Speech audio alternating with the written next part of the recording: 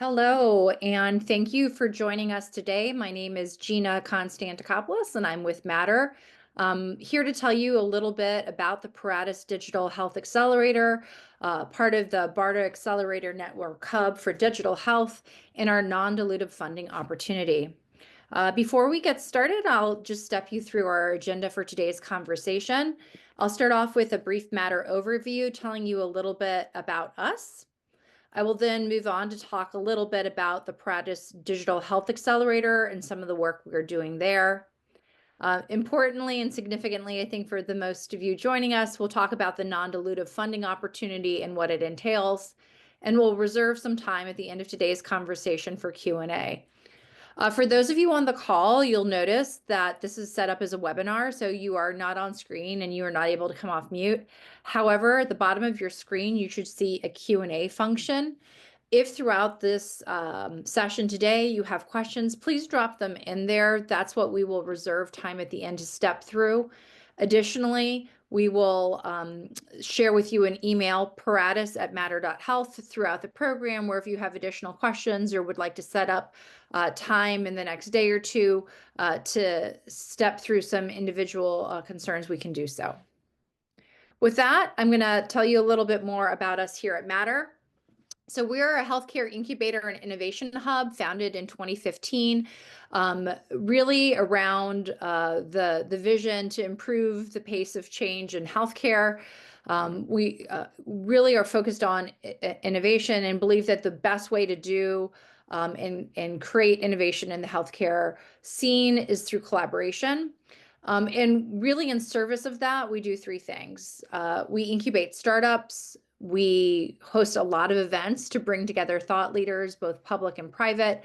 And then we work with large established organizations to advance innovation, both inside and outside of their walls. These reflect a snapshot of our most recent work.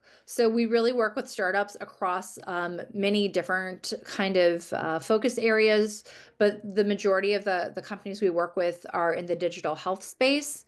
Likewise, we work with partners across really many of the most significant sectors. So for instance, we work with providers, health systems, and other service providers, pharmaceutical and device companies, associations, insurance payers and providers, and then academia. Really, since our inception, we've worked with over 1,000 startups, 130 established organizations, and have really, helped connect with over 50,000 people in our innovation in healthcare. While we are based in Chicago, we are global in scope with an expanding set of both cities and countries that we work with on a regular basis. So if you're joining us internationally, welcome. And last but not least, this is just a quick snapshot of really, like I said, the cross-industry set of partners that we have historically worked with and are really grateful to have as collaborators in our community. With that, I want to talk a little bit sort of about the main event. So the Paratus Digital Health Hub non-dilutive funding. So for those of you who may be wondering, what is BARDA? It stands for the Biomedical Advanced Research and Development Authority, and they sit within the Administration for Strategic Preparedness and Response underneath Health and Human Services. And really their mandate is to be prepared for public health medical emergencies, and those include things like chemical, biological, radiological, or seaborne kind of accidents or incidents, pandemic influenza, emerging infectious disease, and more recently, things like antimicrobial resistance. And as part of kind of this medical countermeasures mission, they are really interested in a number of different areas and decided to convene sort of a best-in-class set of hubs focused each on a distinct area of this medical countermeasures mission. And within the Accelerator Network, you'll see really kind of 5 different organizations. Vital, which focuses on therapeutics and vaccines. iCreate, which looks at diagnostics and medical devices. Spark, which looks at special populations, specifically pediatrics, Vanguard, which is enabling technologies, and Paratus here at Matter, which is focused on digital health. So one of the first questions you might ask is, my solution actually kind of straddles a couple of these different areas. Where do I apply? And I think one of the most exciting things about where our kind of healthcare innovators are moving is that that really is the case. So if you have a device, it often has a software element to it. It may have a machine learning component. And so it's both. If you're working on drug discovery, it might be that you have connections to a lab and traditional sort of wet lab spaces and working with kind of biologists, but you also may have machine learning and kind of AI elements as well. Those are just a few examples of sort of the way that all of these interconnections are being made. We'll talk a little bit more about what to do from an application standpoint if you find yourself straddling these. As part of our support for the BARDA Accelerator Network, Paratus really is doing three things. We run accelerator cohorts. Our first accelerator cohort kicked off early January and will conclude this March. We'll open a second opportunity this spring, and we'll be doing that on an ongoing basis. We run non-dilutive funded studies, which we're going to dive into in a second here. And then we also provide additional support. To the right here, you might be wondering, why Paratus? Well, Paratus is Latin, meaning ready for anything. And really, we feel like this underscores the digital health mission to be prepared and ready, and are excited to share this with our innovators.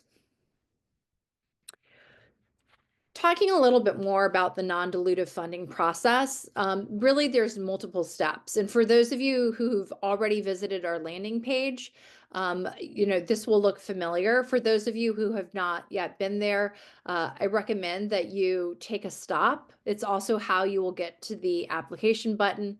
I'm going to ask that Kay, our events manager, drop the Paratus landing page into the chat for those of you who have not yet seen it.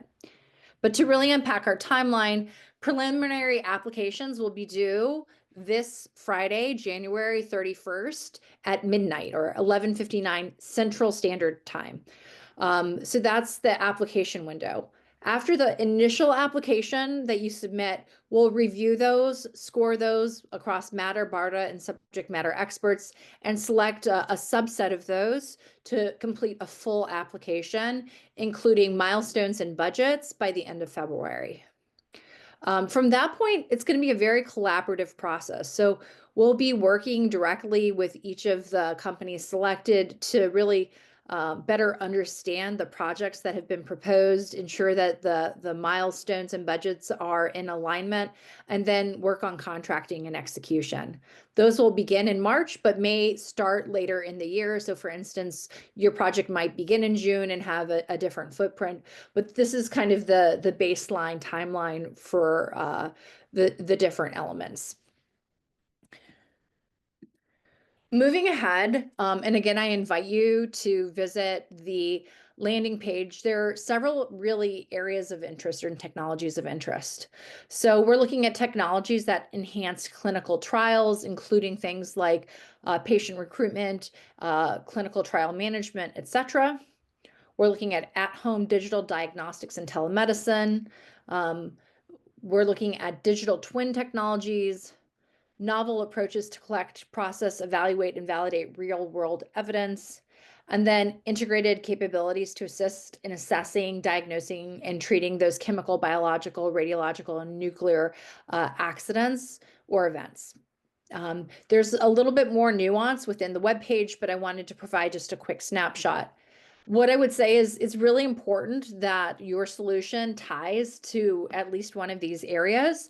And so as you are thinking about your application, it's really significant that you provide some narrative as far as where that connection point is, and you connect those dots for us.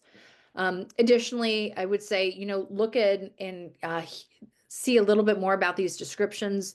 For instance, AI and machine learning are of interest in a number of these different areas. So being able to unpack and connect how your solution might address more than just one of these areas is also significant. So within this non-dilutive funding, we're really funding two different kind of footprints of projects. One is quick hit projects, and these are intended to be um, kind of projects that will be about 6 weeks or so, and those will be funded in the $20,000 to $40,000 range. We'll be looking to do approximately 12 projects at this size. Similarly, we'll be looking for in-depth projects, and those are a little bit longer footprint, up to about 12 weeks in about $100,000 to $180,000 footprints, and up to 4 projects will be funded. I think the important thing to call out here is, we know that non-dilutive funding is super desirable for our founders out there. But be thoughtful about what you apply for. Our budgets are allocated in such a way that there will be more of these smaller projects. So, think about that as you step into the application. Additionally, this initiative is not intended to be one and done. So there's no barrier for you, for instance, to applying at the next opportunity when we open applications, or there's not a limitation. So for instance, if you did a quick hit project one time and there was a new area that you needed to prove out 6 months later, and we were reopening applications, you would be able to apply later on in a different use case as well. So just to kind of understand the timeline and trajectory of the program. The funding can be used in a couple of different ways. So really, we're looking to support development to that next milestone and value inflection point. And I know that sounds really broad, but, we recognize that inflection can be clinical, inflection can be a business element, it could be a build out of your solution. So really, what is that next critical question that you have open that you need to answer? And we'll give you some examples in just a second here. You can use some of the funding to engage a study site to complete validation work. So we know that sometimes working with a partner is a great way to get input and feedback around part of your solution. And so we can help with that. And we'll talk again a little bit more about that. Funding to increase access or enable faster dissemination of medical countermeasures, understanding how we want to be able to kind of release and deploy. Something that could reduce the cost of medical countermeasures, and then also something that could improve the platforms and development. So these are all opportunity areas for you to really think, what do I need as a founder, and what does my solution need for that next step?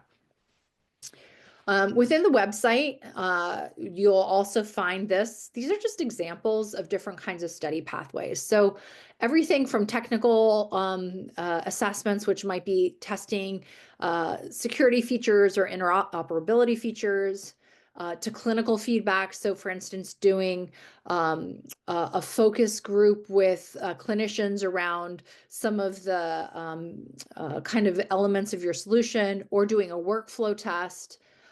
Usability, which might be around kind of user experience, or cost even, which is, thinking about a reimbursement strategy or pathway. These are all potential examples of things that you could consider and think about. One of the things we're doing at Paratus that we're really excited about is we have identified numerous health system and industry partners that are interested in supporting startups in doing these kind of time-bound studies. So when you fill out the application, if you are interested in working with a partner to help validate one of your kind of project areas, include that. And part of what we will do is match to people in our network and see if there's an opportunity. We'll get a cost estimate, and that can be built into your project footprint. A quick snapshot on the selection criteria. We'll be looking at your ability to tie to the problem statement or around those 5 distinct areas of interest in the medical countermeasure space. We'll be looking at the quality, feasibility, and scalability of your solution. We'll be looking at the competitive landscape and understanding how novel your solution is, or what its advantages are over other competitors. We'll be looking at your team and your capability to develop and execute. We'll be wanting to really understand at a high level what the project or projects is that you are hoping to accomplish. And then we'll also be looking at fit, how likely is it that we are able to help advance that solution. As we kind of wrap on these initial areas here, you might be saying, what are some of the benefits? So people who will participate will receive a project manager and a mentor dedicated to them throughout the course of the project. Additionally, they'll receive this non-dilutive funding to develop this time-bound, milestone-based kind of project. Additionally, additional mentors will be available from subject matter experts and industry leaders, and you'll also be able to gain exposure to potential investors and partners. So you might be sitting here now that you've heard all of this and say, okay, well, should I still apply? Well, we're looking for entrepreneurs and university-backed researchers. The call is global in nature. So again, if you're international and you're interested in bringing your solution into this program, you're welcome to apply. The program will be conducted fully virtually, and we anticipate about 5 hours a week during the duration of your study or your project, understanding that some weeks may have more or less activity than others.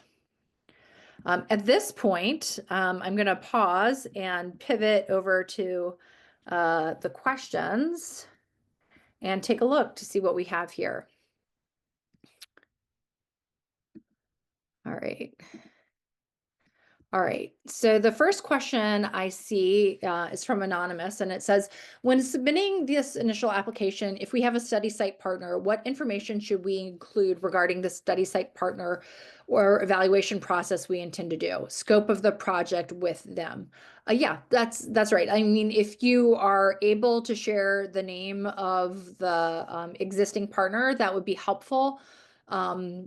And then if you have sort of an outline of that project already in mind, please, provide a kind of a sketch of what that would look like so that we have an understanding of you already have alignment and you need support for kind of an established study or an established program. If you have more questions, please submit a follow-up. The next one comes from Meryl, and it says, how do you define digital health? Is it limited to apps? Absolutely not. Excuse the pun. Digital health is really a lot of different things.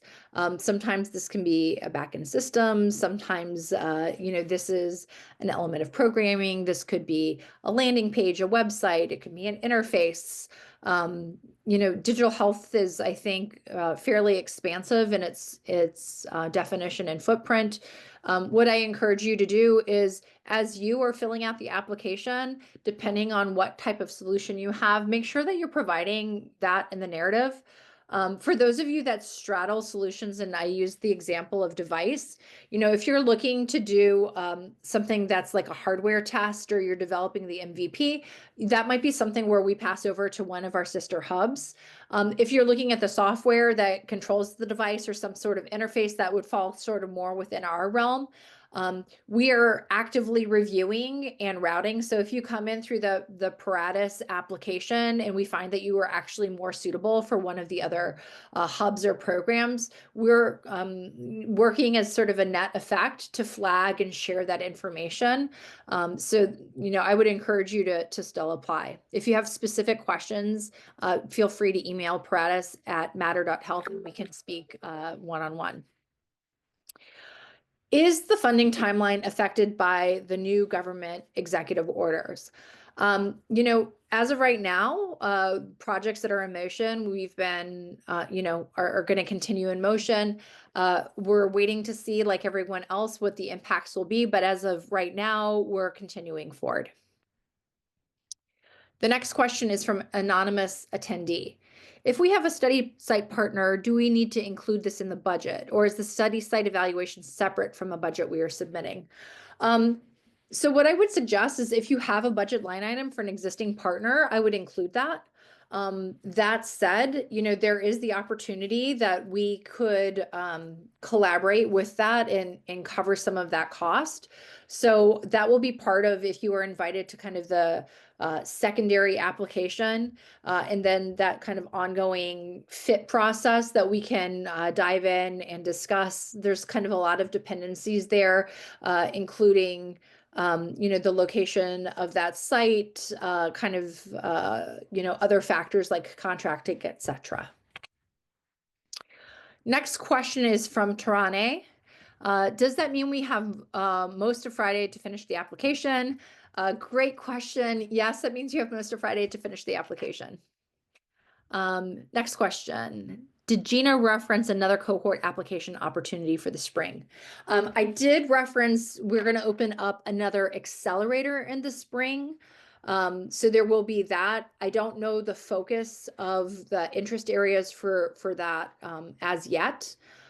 If you submit interest, if you participate in this session, or if you submit an application, we will be notifying all people who've kind of been involved throughout these process about future application opportunities, both in the accelerator and non-dilutive funding. We do envision that non-dilutive funding will have a second opening later this year, but dates and time are not 100% set. Okay, next one. And I think we're doing okay on time. We've got about 8 minutes left here. For the study pathway evaluation, do we need to identify this in the application? There doesn't seem to be a clear spot to provide this information. So towards the end of the application, it will talk a little bit about the study itself, and we'll ask for an overview there. The space is not very generous. I want to say it's about a 500-word block. So that's where you would put information. I would really suggest that you try to keep things top line and crystallized. Talk about kind of the key hypothesis or the key thing that you're hoping to understand or advance as part of that narrative. There also is a small section that says, is there anything else or additional? You can certainly add additional context there as well. The next question I see says, do we need to get the estimate for working with a study partner that you spoke about before the application can be submitted? If you have an established partner, I think an estimate would be fine if you're coming to us with someone. If not, there's an option to say, I need help with study site partner matching. You can select that, and we can help understand what that might look like within the network of study sites that we have. So if you don't have something established, or if you have someone, but it's not 100% and you'd be interested in going through that process, select that box and indicate it. So the next question, does today's pause on federal grant funding impact Paratus? Just to kind of back into this, this program is not conducted as a grant. And as of right now, we are moving forward with all programs in process. So at this point, we don't have any belief that we will be impacted, but again, things are kind of changing as we go. So, that is the latest information that we have. My use case is dependent on SAMD approval, and it seems like that is still a bit up in the air. Could we work with you on that? Yeah, if you are interested in developing like an approval plan, if you are interested in developing a regulatory plan, those are great examples of projects or workflows that we would be interested in supporting. You could certainly include as kind of your project area if desired. Next one is from an anonymous attendee. Given the current administration pausing federal funding and grants, does that impact deadlines and timelines? We're sticking to our timelines as right now. Again, things can always change, but for right now, the deadline will be this Friday. All right.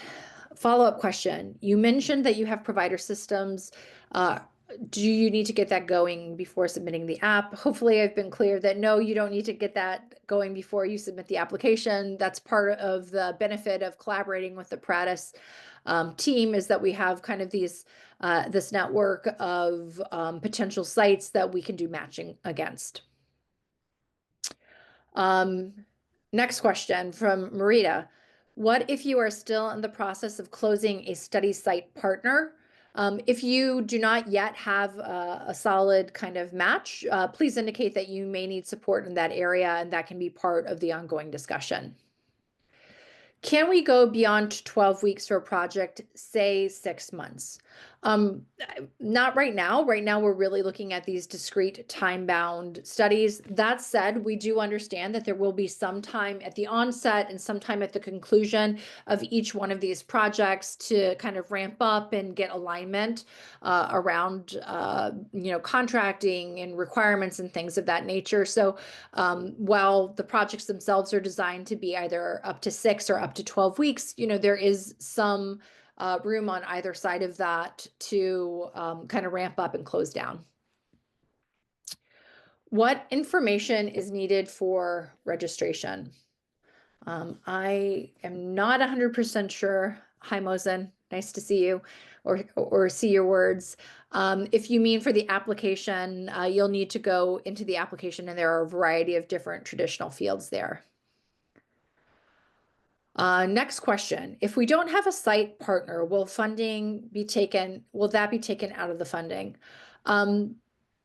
No, we'll find out what the site partner's cost would be to conduct that, and we'll be able to fold that in. That said, it will impact the total footprint that we would be able to apply towards any one project. Again, these are all ranges, understanding that each kind of solution out there has a bespoke pathway and set of things that they're trying to identify. So we're at this point, looking at that as kind of a separate line item that we would incur as part of the budget, but will need to be part of the full footprint that we'll consider.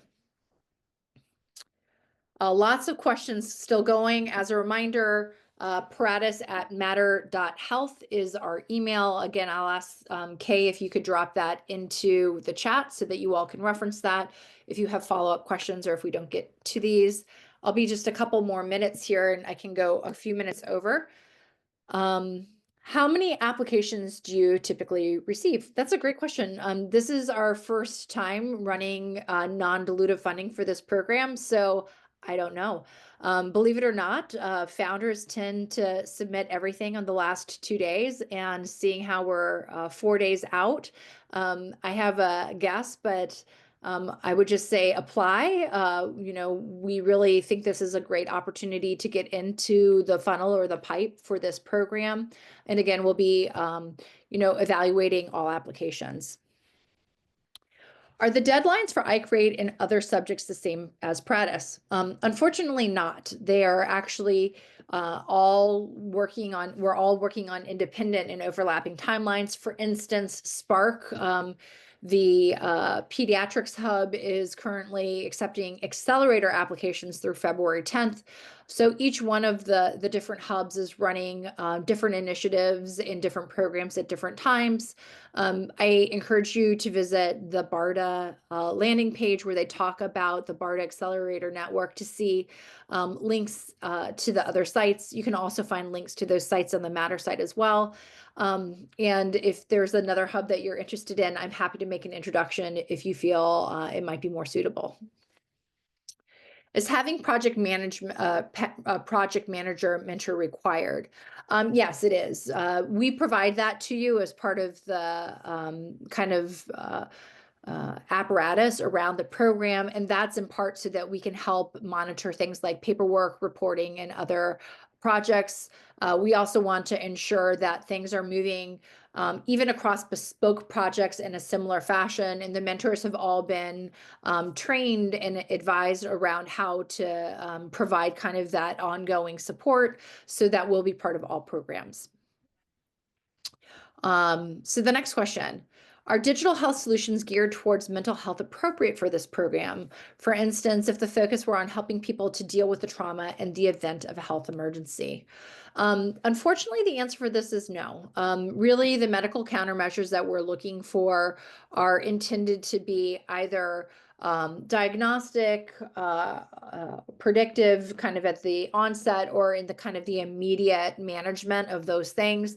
It doesn't address things like long COVID or for instance, some of the, chronic depression that may be a byeffect of something like a CBRN incident.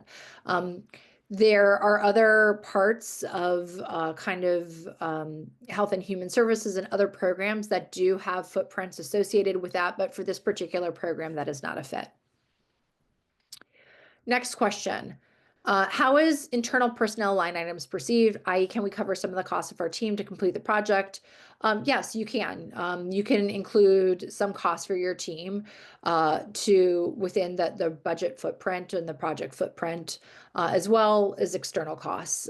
All of that said, we will, for folks that are invited to do full applications, and then from that full application to contracting, we'll look at those line items, and there will be a right fit of budget, of timelines, of site matching. So it will be a collaborative endeavor as we get towards actually moving a project into active status. Yeah. Someone was asking if they're able to reopen their application if they already submitted. I wanted to make sure we caught that one. Yes, you can reopen. If you send me an email, our team is able to do that one off on the back end. So just do let us know if you need to make an adjustment. Great, thank you. When do the projects need to start by? We're really hoping for them to start really by Q3 of this year. Some of them we're hoping to start sooner. So some of them we'd love to start in March or April. Some of them we recognize, for instance, if you're looking for a site partner and site matching, that could be a slightly longer process if we're looking for that. So that might be something that would begin like midsummer.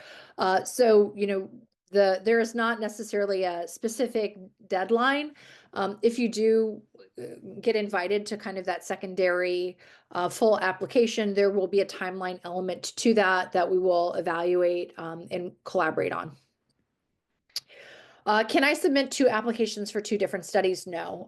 Really, we ask that you limit it to one. What I would suggest is if you do have kind of 2 different elements, to kind of delineate them within that text and say, these are the 2 things that I am looking to solve.